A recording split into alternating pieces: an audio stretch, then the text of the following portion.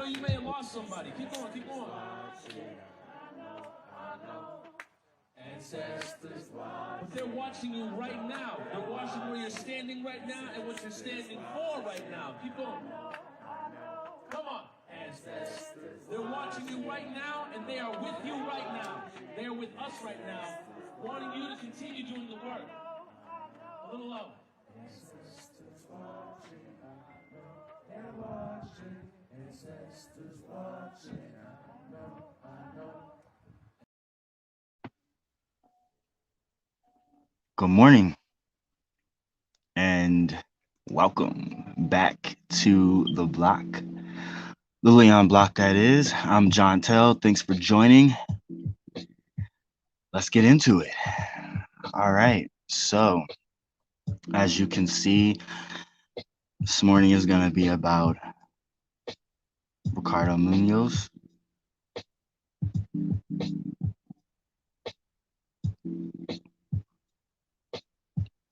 Life is precious. We don't spend enough time cherishing presence. A healthy mind in today's world can be a rare thing to find. So why are we quick to judge another's possession that we cannot see? We should fear someone else's mind. We should fear our own. Our minds, our thoughts create worlds, wars, peace, love, and life. Ricardo had light, and that light chose to fight for his freedom of life. Life is precious.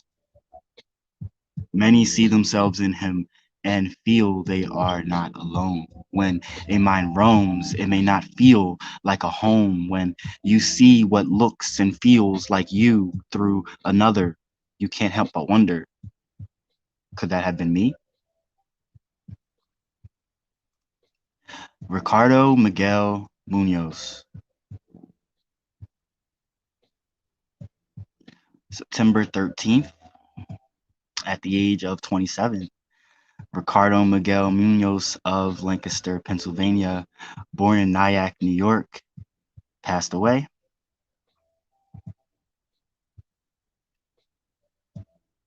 He was loved and cherished by many people, including his parents, his nephew, his sisters, and his close friend.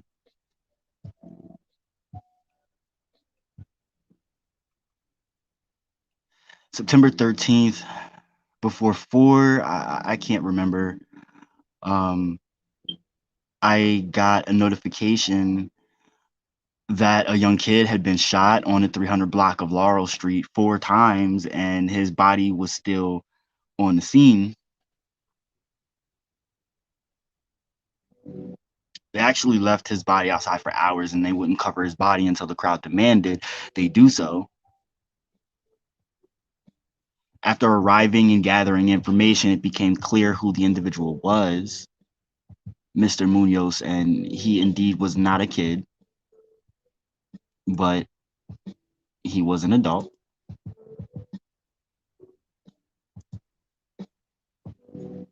Nonetheless, was suffering from a mental health episode when the ordeal took place. What I wish took place immediately after was, instead of public and national attention going towards criminalizing Munoz, that the conversation gravitated towards healing the community through more conversation about mental health. Concerning Lancaster has a huge problem of folks who deal with mental health issues for a number of reasons and lack proper attention and care. The trajectory of post Munoz's death resulted in falsehoods of promises, lack of accountability, and overall bewilderment. The public opinion is horrible, racist, ableist, and dismissive at its least. Just Google Ricardo's name, and all you'll see is his mugshot and right-wing articles and videos and shit. Speaking of the mugshot, it's from when he got into an altercation for defending himself. Again, he suffered from mental health issues, but the media won't dive into that. They'd rather paint him as a crazy man and dismiss his humanity. His family deserves better. It takes all of us to end racism, hate, and injustice.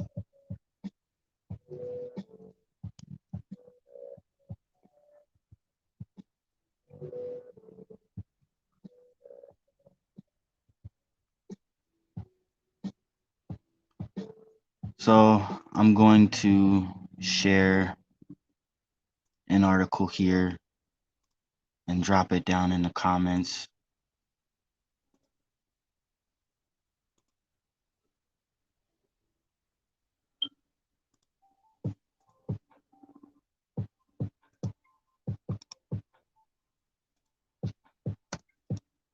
For y'all to follow along if you feel. The family of Ricardo Munoz said they were calling for help before he was killed by Lancaster police for charging with a knife. I didn't need my brother to be dead, said Deborah Munoz, Ricardo's sister. I needed for him to get mental help. In an interview with the Munoz's family, they said they made the call since the 27-year-old was struggling with his mental health. Deborah said that their calls for crisis intervention were directed to the police. A person with mental issues, they're not going to be acting rationally, she said.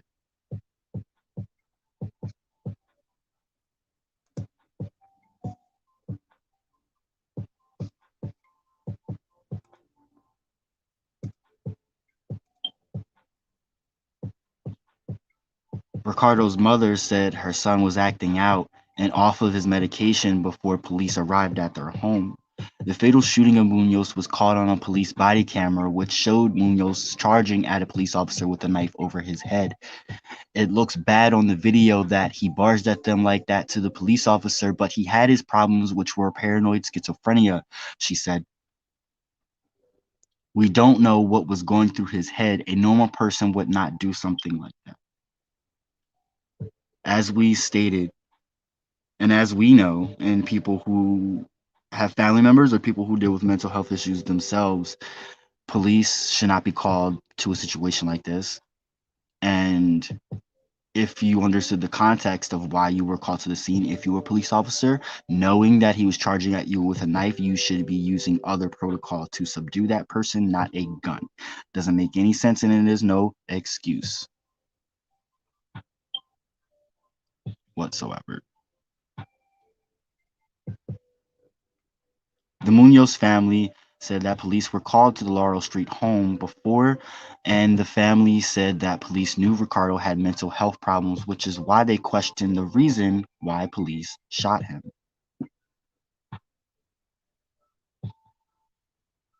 There's a million different scenarios where they could have shot him and not killed him. To take the knife away. Aren't the police trained for that? In 2019, police tased Munoz to get a knife away from him when he reportedly stabbed 4 people. And as I stated before, that was in self-defense, and he was suffering from a mental health issue at that time as well. So, come on, include all of the context before you start putting half false, half narratives out. Munoz's family said they want justice for Ricardo. This police officer needs to pay for his crime because he committed a crime against a boy with mental health issues, said Ricardo's stepfather. We don't want this to happen to somebody else. There are many people out there with problems, mental problems.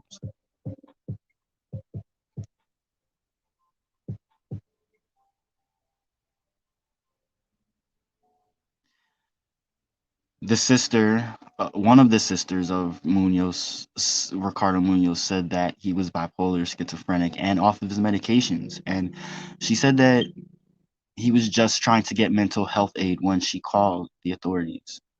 He had an episode. He was just incoherent and acting out, said Rulenis Munoz of her 27-year-old brother. The caller related that her brother was reportedly becoming aggressive with his mother and was attempting to break into her house, said police in a press release statement.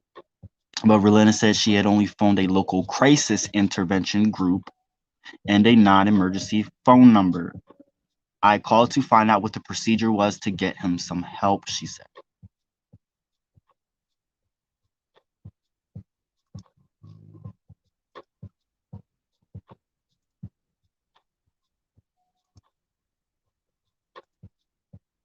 When a cop arrived at the Munoz's mother's home around 4:25 p.m., Ricardo Munoz burst through the front door and charged at the lawman, holding the knife aloft. The body cam video shows the retreating officer squeezed off multiple shots, which was four, killing Munoz and setting off unrest that raged deep into Monday morning. Dozens took to the streets of Lancaster, and a bunch of different things ensued after that, which I'm really not going to get into because this podcast is focused on Ricardo, those such as Elijah McClain, those such as Walter Wallace Jr., the mental health issues that surround it, and the issues that surround it involving mental health issues and police brutality. This is not about riots, and that's not something I really want to talk about unless the topic includes that.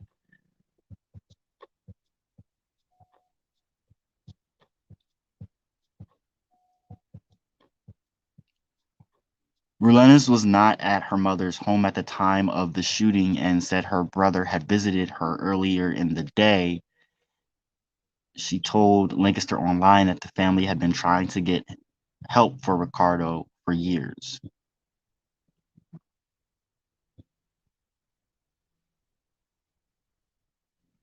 He was a sweetheart. He cared. She said, noting that at first he began displaying symptoms of mental illness about 10 years ago while attending college. He was ultimately diagnosed with and treated for bipolar disorder and schizophrenia, but he hadn't been taking his medications. In March 2019, Ricardo allegedly slashed and stabbed two men, a woman, and a 16-year-old boy in a Lancaster home after he was beaten up, according to police. When cops arrived to that call, he was holding a knife to his own throat and had to be tased. And that incident is from the mugshot that is plastered all over social media that you may find. So it creates this falsehood that he was some criminal when in fact he was the victim and has always been. He's been a victim of the system. He's been a victim of stigmas and who know. I really don't know the context of what that fight ensued from or him getting picked on ensued from, but I would be really inclined to think that it had something to do with his mental health issues or mental health break at that time.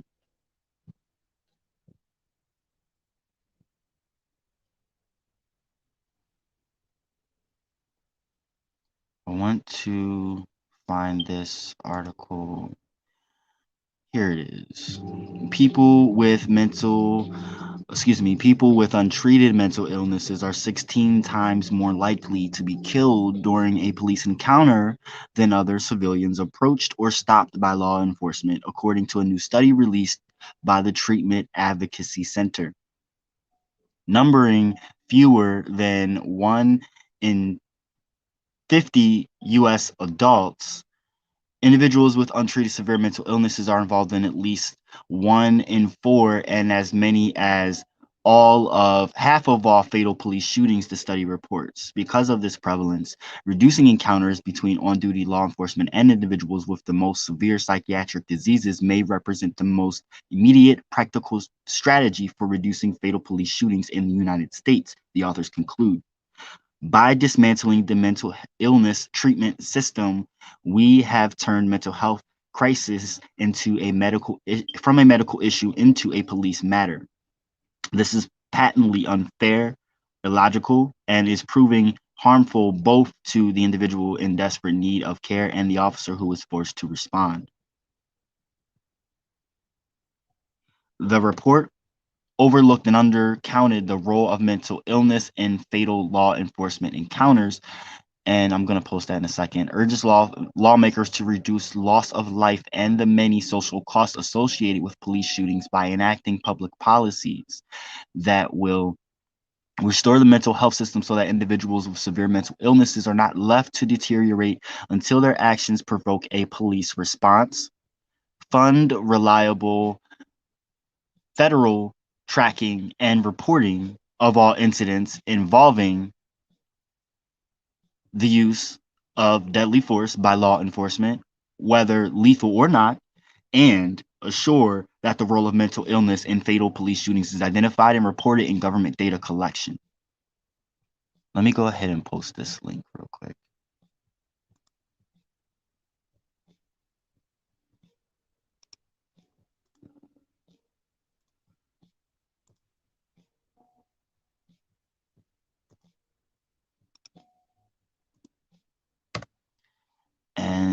I will actually go ahead and post this one too.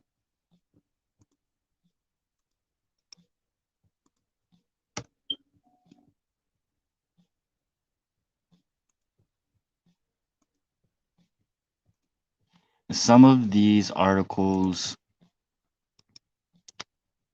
the wording and the language is not what I would like, but it does showcase some information, and that is why I am sharing some of these things, not because I support the things that they come from, the sources that they come from, okay? So I do just want to make that clear.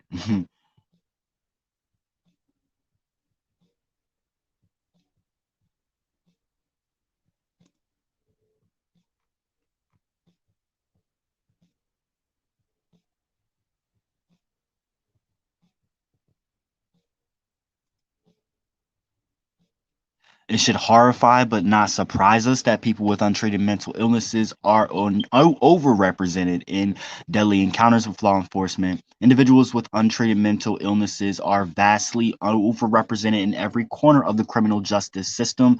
Until we reform the public policies that have abandoned them there, these tragic outcomes will continue. Responding to the FBI's announcement this week that the agency will overhaul its much criticized methods of collecting fatal encounter data, Snook added this: unless the overhaul includes collecting mental health data, the role of mental illness will continue to remain concealed from the public and lawmakers, and the most pragmatic and immediate approach to reducing fatal law enforcement encounters, treating the untreated, will remain overlooked.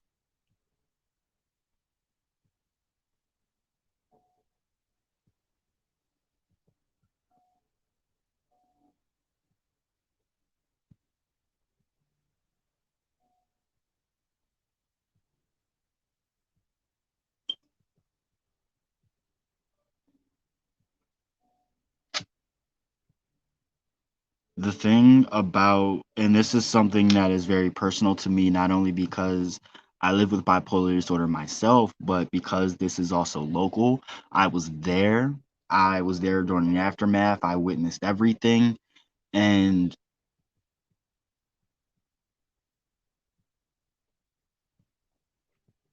you can't fake the funk, people. This is something that so many people across the nation have been faced with in some form or another in their local area or their state. So either way, some way or another, you have some opinion about this, right? I want to show this from WHYY News. In Pennsylvania, like in much of the US, it's almost impossible to get help for someone who doesn't want it unless they are an immediate threat to themselves or others. But in this case, it's especially confusing why nobody helped Ricardo. His family tried to. The system didn't. No, nobody else other than his family listened to him.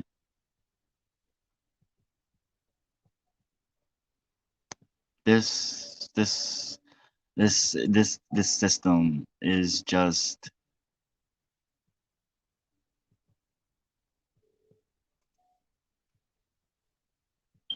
the types of things that have been said really have not sat well with me. Like, look at this picture.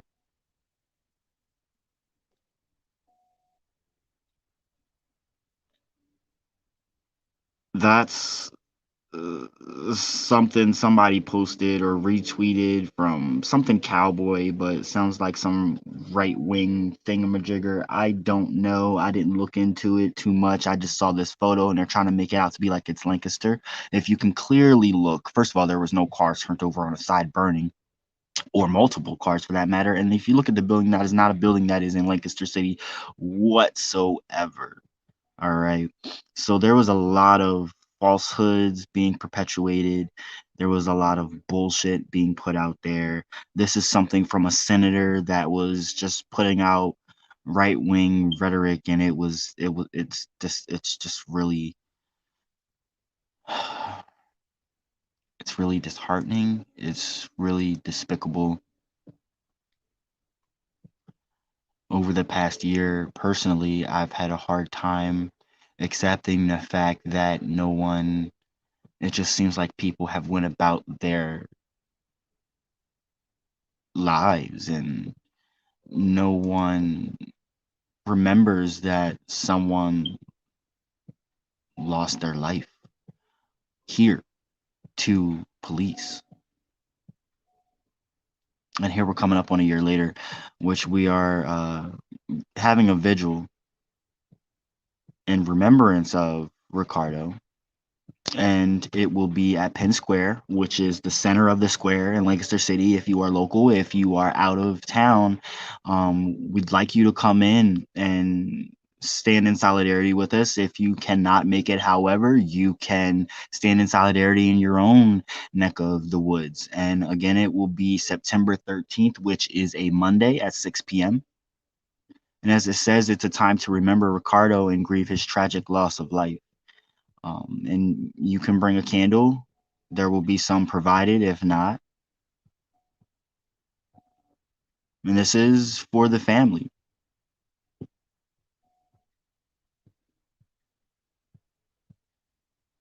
The event is hosted by Taylor Interline, one of the individuals who was really affected by this whole aftermath and is facing some serious things because of it, but she's standing up for what she believes in and she's standing by the family, and that's very commendable. Pedro Morales, I believe, is one of the friends of Ricardo Munoz.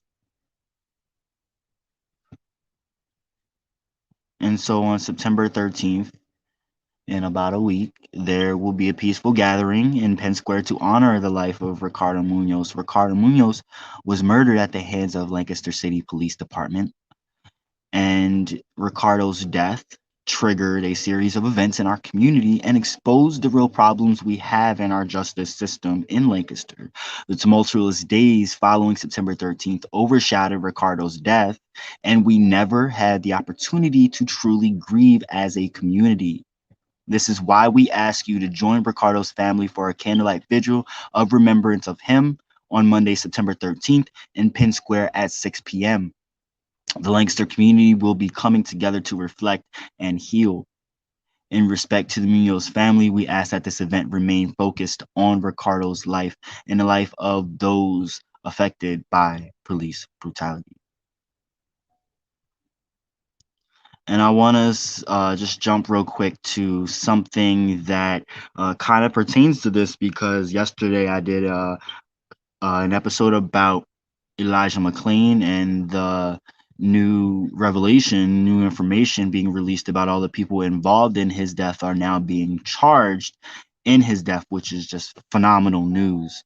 And also, as I said, brings up the question, the topic again about mental health and police brutality and police deaths among those that have mental issues or are simply different. Good. When you watched that body camera, what was most disturbing to you? The coldness of it, just the cold and uncaring. The coldness, just The fact that there was an internal investigation of this previously, the department found that its officers had followed policy. The district attorney, of course, declined to file charges, but just a few days ago, the governor appointed the special prosecutor.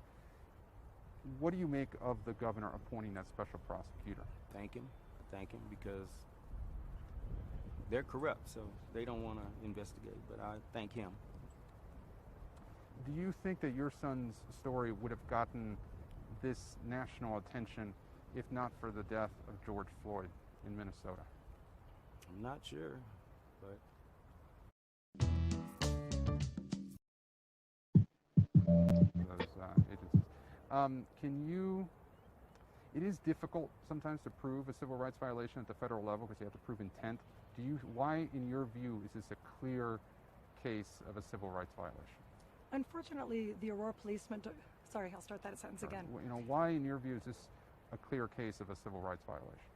Unfortunately, the Aurora Police Department has a long and sordid history of both racism and brutality. And so this is one in a very, very long string of civil rights abuses.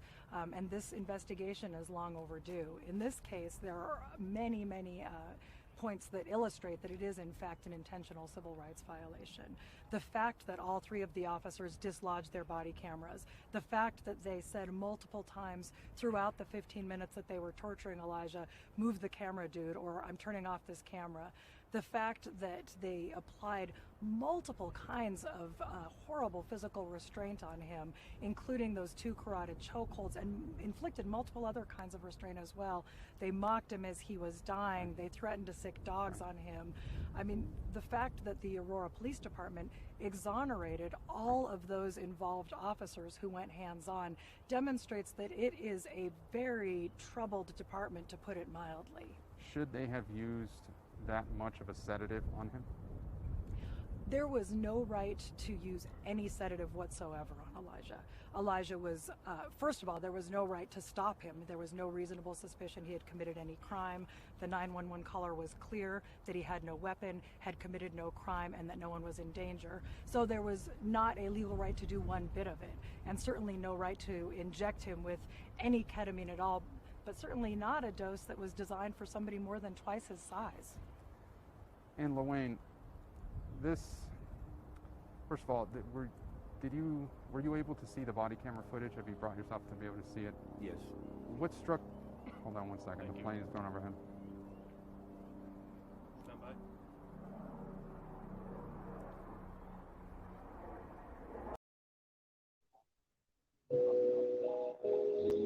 1985. And our children and our people were murdered inside that house. But look at how people woke the fuck up and really just coming to it now and seeing the kind of horrific shit that this system is capable of.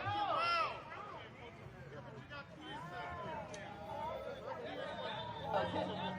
I use certain words to describe certain situations. To us, motherfucker means somebody that fucked over Mother Nature, fucks over Mother Life. We don't just use profanity because, oh my God, she's up there using all these words. This is a foul goddamn system. And you got to use a profane word to describe a profane situation. That's right. That's mood belief. That's right. Long live John Africa. Long live revolution. Long live mood. Understands cognitive dissonance. I ensured that he still had a job. Justice is holding those people accountable before our black brothers end up into the grave. In this country, black men are 2.5 times more likely to be killed by cops than white men. But the kicker is, black men are 2.5 times less likely to be armed than those white men when they're killed. So that tells you, unarmed black men are being killed by cops more than armed white men. Now, I don't like any of those numbers, but that's the reality. And that's the world that you have to change. That's the thing that you have to change. And it ain't just about black men. Although we're by far predated upon by cops, statistically higher than anybody else. But this is about everybody. This is about Asian lives. It's about trans lives. About non-binary folks. By our brothers and sisters. Somali lives. Muslim lives. And all the people that are affected by police brutality. Native. Have you checked your local races today? Make sure you do. Again, the Ricardo Munoz candlelight vigil in remembrance of his life. Have you checked your local races today? Is on Monday, September 13th, not this Monday coming the 6th, but the following one. If you cannot make it, I would, and we all would appreciate it if you could do some kind of thing in your own neck of the woods to show solidarity for the life of Ricardo. It would mean a lot to the family of Ricardo Munoz, but also the family of any person that lost their lives to police brutality. Elijah McClain, Walter Wallace Jr., the list goes on and on and on. And this is something that a lot of people, I think, don't really remember too much. They think about the aftermath, they focus on that, they focus on all the things that need to be done, which, yes, is important. The things that need to be done is very important, but we also got to remember and think about the ones that have been affected by this the most, the ones that are still grieving, the ones that have not gotten sleep, the ones that lost those lives and can't they're having a hard time coping, especially given things like harassment by law enforcement, by racist people that don't understand the complexities of being poor and brown, or brown with mental health issues, and the intersections of that, and how difficult life can be because of those intersections. And I would know it's a lot. Again, just think about all those things that come along with being in these kind of situations, because it can be a tough life and situation for many. And I really do appreciate the information of Elijah McClain coming out, especially at this time, because it brings up this topic at a time that it really should be brought up. Lancaster City government, police, whatever, authorities, media, etc., sought to go the route of completely villainizing and criminalizing Mr. Munoz, so to exonerate any wrongdoing on their parts, when it was completely their faults. They failed our community. They failed the city with lack of proper mental health help functions not being put in place, and they failed the community of those in Lancaster that struggle with mental health issues.